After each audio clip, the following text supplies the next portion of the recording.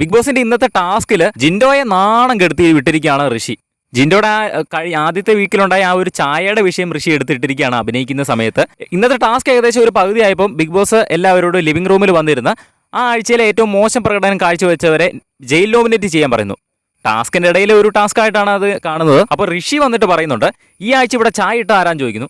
അപ്പം നോറയാന്ന് എല്ലാവരും പറയുന്നു. അത് കഴിഞ്ഞിട്ട് ഋഷി പറയുന്നുണ്ട്, ഊളച്ചായ കൂറച്ചായ ആയിരുന്നു എന്ന് പറയുന്നു. എനിക്ക് തീരെ ഇഷ്ടപ്പെട്ടില്ല എന്ന് പറയും. അപ്പം നോറയായിട്ട് അഭിനയിക്കുന്ന അർജുൻ അവിടെ നിന്ന് എഴുന്നേറ്റിട്ട് എടോ താനെന്തോ മൊയന്താണോ എന്നൊക്കെ ചോദിച്ചിട്ട് കുറേ ചൂടാവുന്നുണ്ട്. പിന്നെ തനിക്ക് ചായക്കകത്ത് പിന്നെ മുളകോടി ഇട്ട് തരണോ എന്നൊക്കെ അർജുൻ ചോദിക്കുന്നുണ്ട്.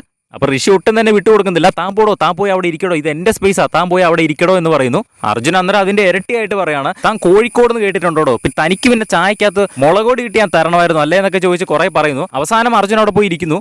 അപ്പം ജിൻഡോ ആയിട്ട് അഭിനയിക്കുന്ന ഋഷി വീണ്ടും പറയുന്നുണ്ട്, ഇമാതിരി കൂറ ചായ ഇട്ട ഊള ചായ ഇട്ട ഇങ്ങനെ ഞാൻ 2 തവണ നോമിനേറ്റ് ചെയ്യുന്നു, 2 പ്രാവശ്യം നോറയെ നോമിനേറ്റ് ചെയ്യുന്നു എന്ന് പറഞ്ഞ് ഋഷി അവിടെ പോയി ഇരിക്കുന്നു.